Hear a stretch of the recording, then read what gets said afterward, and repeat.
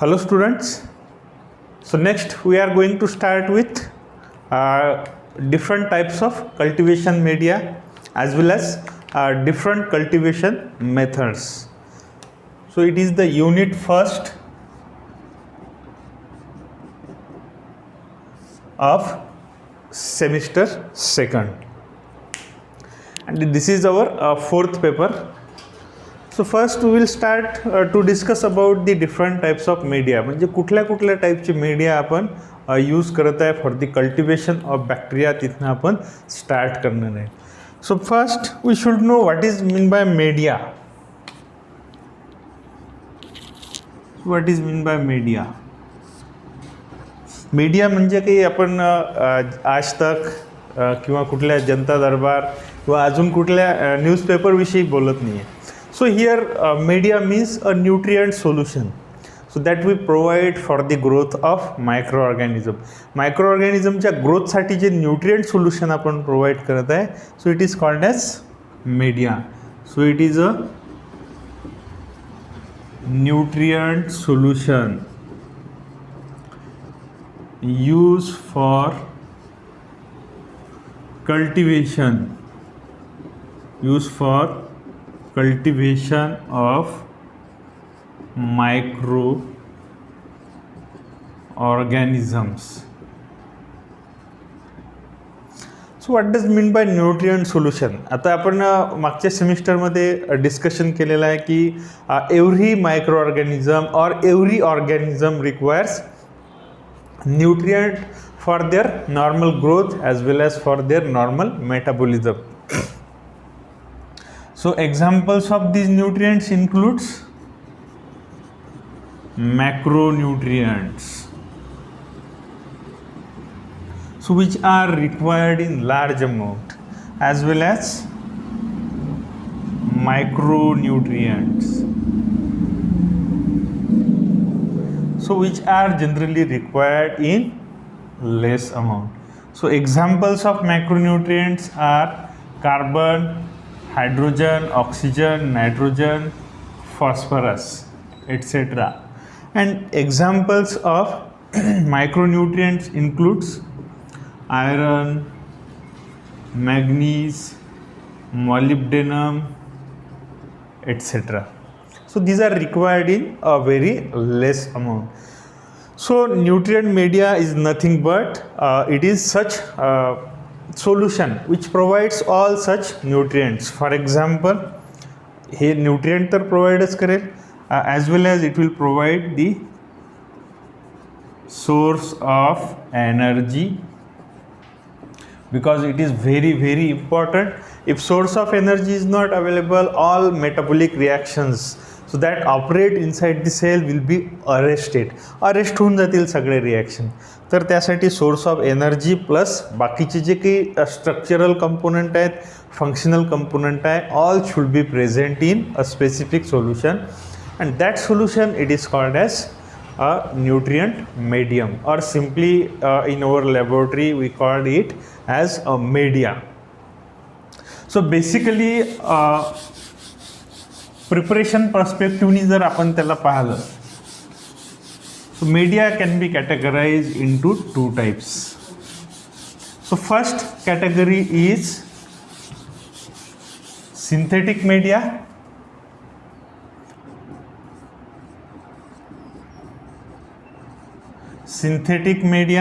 And second category is non-synthetic media.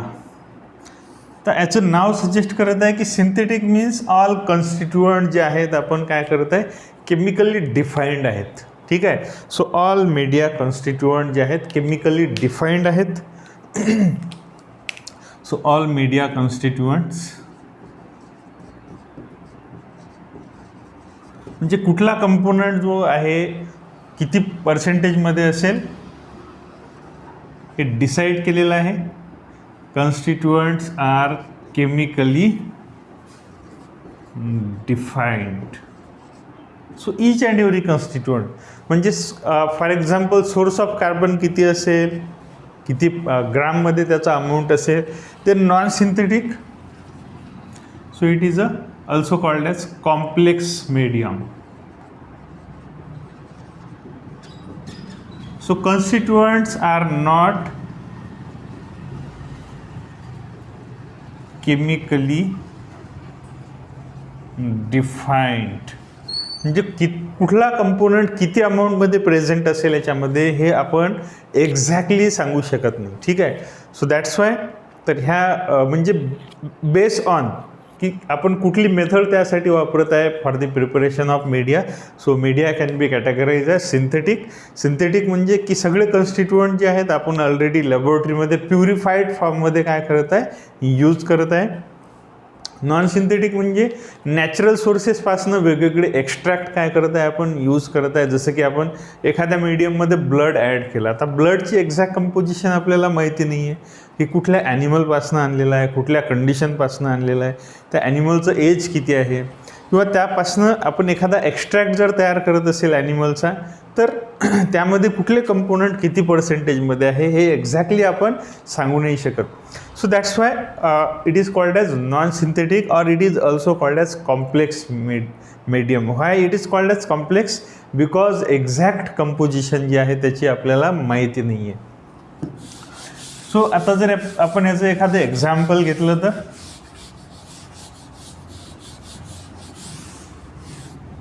that is minimal medium, so that can be used for cultivation of Escherichia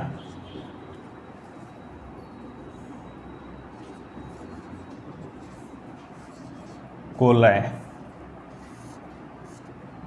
ठीक आहे. किंवा simply तुम्ही याला E coli म्हणून जर लक्षात ठेवलं तरी चालेल.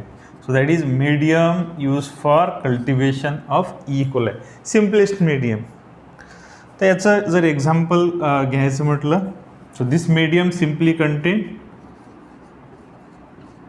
Glucose that is C6H12O6 5 gram, NaCl again 5 gram, then ammonium phosphate, so which is monobasic ammonium phosphate 1 gram, then potassium phosphate which is diabasic 1 gram, then MgSO4.7H2O, so it is 0.2 gram, and distilled water,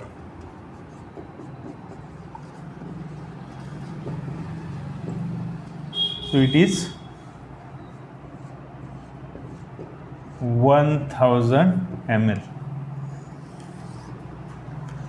So this is the composition of simplest medium, that is one of the example of synthetic medium. तर इथं बघा आपल्याला exact chemical composition जे आहे त्या मीडियमची माहिती आहे. जसं की it contain glucose, so it is a purified chemical. Glucose जो आहे तो सोडियम क्लोराईड प्युरिफाईड केमिकल आहे. Ammonium phosphate, so it is also a purified chemical. Then K2HPO4, so it is again a purified chemical. Magnesium sulfate, distilled water, so all constituents are purified. आणि हे जे composition दिलेली आहे ही per litre आपण काय केलेली आहे, मेन्शन केलेली आहे. मीन्स आता याचा मिनिंग काय होत आहे, we can prepare this medium again and again with greater accuracy. ॲक्युरसीने आपण चांगला हा मीडियम पुन्हा पुन्हा रिप्रोड्युसिबिलिटीनी तयार करू शकतो. म्हणजे आज जर हा मीडियम मी तयार केलेला असेल, so again I can prepare this medium. ठीक आहे. आता जर कॉम्प्लेक्स मीडियमचं जर एक्झाम्पल घेतलेलं आहे, for example complex, this is the example of synthetic medium. This is the example of synthetic medium, so that is used for cultivation of Escherichia coli. The complex medium,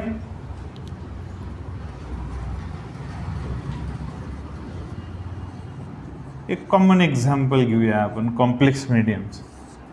so it simply contain, याच्यामध्ये simply काय असेल, peptone असेल, peptone 5 gram, then beef extract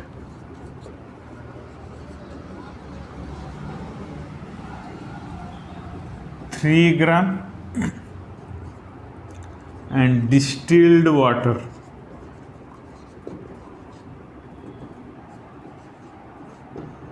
1000 ml. म्हणजे ही पण composition कशी दिलेली आहे आपली, पर लिटर ही कंपोजिशन दिलेली आहे. सो आता what is peptone? So it is a protein hydrolysate. प्रोटीनचं काय केलं आपण, हायड्रोलिसिस केलं, for example in presence of acid. तर ॲसिड हायड्रोलिसिस केल्यानंतर ह्या प्रोटीनपासनं जो काही एक्स्ट्रॅक्ट तयार भेटतो आपल्याला, it is called as peptone. तर याची एक्झॅक्ट केमिकल कंपोजिशन आपल्याला माहिती असेल का नाही. तर peptone it can be either generated from animal source or plant source. Plant सोर्सपासनं किंवा ॲनिमल सोर्सपासनं एखाद्या प्रोटीनला आपण काय करू शकतो, किंवा मिक्सचर ऑफ प्रोटीनला हायड्रोलाइज करणार. तर या पेप्टोनमध्ये काय असतात, so it contain peptides, then amino acids, की जो कसा असतो, it is generally water soluble.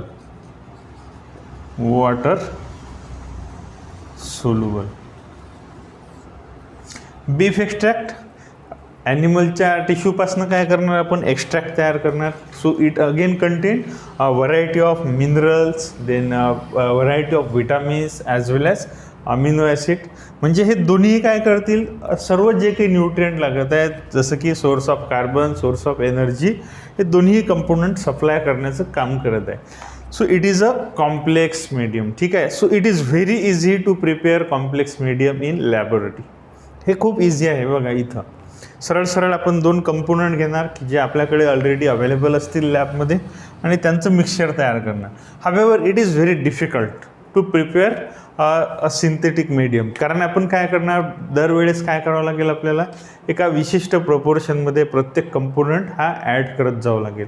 And it is a costly procedure. It is costly procedure का, कारण याला प्युरिफाईड कंपोनंट आपल्याला गरजेचे असतात. So for preparation of synthetic medium. However आता इथं काय, चीप रॉ मटेरियल आपण इथे यूज करतो. कुठलाही डेड ॲनिमल असतील किंवा प्लांटचे सोर्स असतील, ते जनरली आपण इथं यूज करू शकतो for utilization of or for preparation of complex medium. तर हे 2 मेन कॅटेगरीज आहेत मीडियमचे, एक तर सिंथेटिक आणि दुसरा आहे non synthetic or complex medium.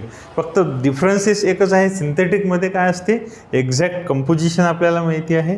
इथं तर पेप्टोनमध्ये कुठला कंपोनंट किती आहे हे आपल्याला माहिती नाही आहे. अमिनो ॲसिड किती आहेत आणि कुठल्या टाईपचे अमिनो ॲसिड आहेत. कारण आता 20 अमिनो ॲसिड आहेत, तर 20 पैकी एखादा अमिनो ॲसिड जास्त असेल, दुसरा अमिनो ॲसिड कमी असेल. So it depends on the type of source of that particular protein used for preparation of peptone. तर ह्या 2 कॅटेगरीज झालेल्या आहेत. बेस्ड ऑन कुठला सोर्स आपण मीडियाच्या प्रिपरेशनसाठी यूज करत आहे त्याच्या बेसिसवर. Then based on consistency of medium. So medium आता काय करू शकतो आपण, कन्सिस्टन्सी जी आहे जनरली 3 कॅटेगरीमध्ये मीडियाला आपण डिवाइड करतो. एक तर liquid medium. So based on consistency,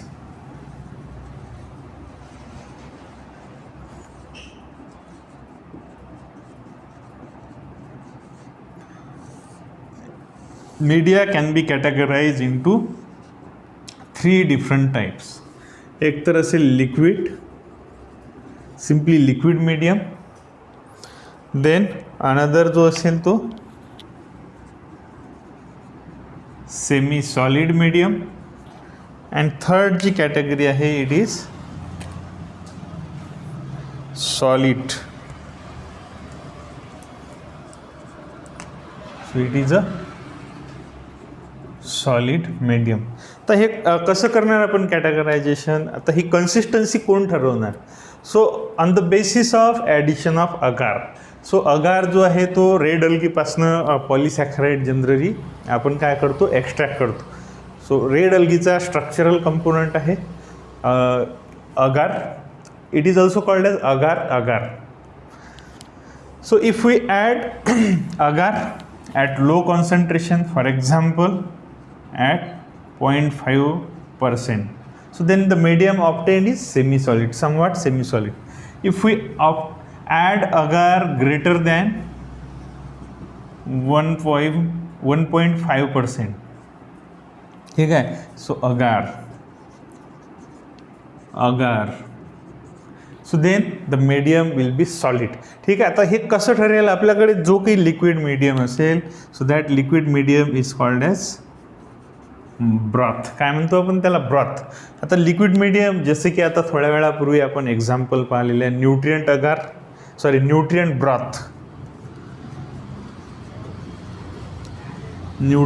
broth.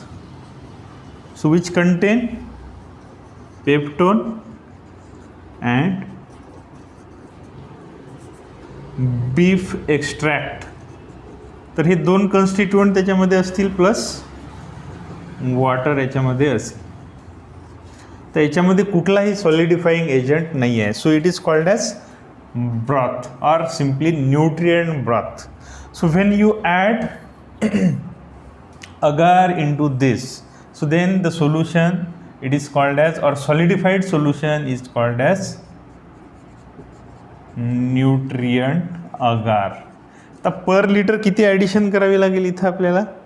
So आता पर्सेंटमध्ये फॉर एक्झाम्पल, आता पर्सेंट म्हणजे काय इंडिकेट करत आहे? सो पर 100 ml. ठीक आहे. पर 100 ml आपण किती ॲडिशन करत आहे? So that indicates percentage. मग एका लिटरमध्ये आपल्याला 1.5% रिटेन करण्यासाठी किती ॲड करावं लागेल? So we need to add 15 gram of agar. ठीक आहे. 15 ग्राम ऑफ अगार जेव्हा आपण मीडियममध्ये ॲड करणार, so that will use nutrient agar. तर सेम फॉर्म्युला आपल्याला इथे यूज करायचा आहे. फक्त आपण काय करणार आहे, कॉन्सन्ट्रेशन ऑफ अगार जे आहे ते फक्त आपण इथं व्हॅरी करणार आहे. सर बेस ऑन कन्सिस्टन्सी तर डिपेंड करते की आपल्याला कुठल्या टाईपचं कल्चर ग्रो करायचं आहे. फॉर एक्झाम्पल आपल्याला जर काही फिजिओलॉजिकल स्टडी करायचे असतील, ग्रोथ कर्व वगैरे स्टडी करायचा असेल, so then generally we prefer liquid culture or prepare liquid culture. जर आपल्याला आयसोलेशन करायचं असेल, कॉलनी कॅरेक्टरायझेशन करायचं असेल, then generally we prefer or prepare solid medium. किंवा आता मोटिलिटी वगैरे जर स्टडी करायची असेल ऑर्गॅनिझमची किंवा त्याला स्टोअर करायचं असेल, then we generally prefer a semi solid medium. तर हे काही कॅरेक्टरिस्टिक आहेत मीडियमच्या, जसं की आता आपण थोड्या वेळापूर्वीच तुम्हाला एक्सप्लेन केलेले आहेत. तर कंपोजिशनच्या बेसिसवर, that is based on addition of agar. ठीक आहे. रेड अल्गीपासनं आयसोलेट केलेला असतो agar. So it is a structural polysaccharide of that algae. बाकीचे पण सिग्निफिकन्सेस आहे, बट सॉलिडिफाईंग एजंट म्हणून आपण त्याला जनरली यूज करतो आपल्या लॅबोरेटरीमध्ये. ठीक आहे. उरलेला पार्ट जो आहे तो आपण नेक्स्ट लेक्चरमध्ये बघूया.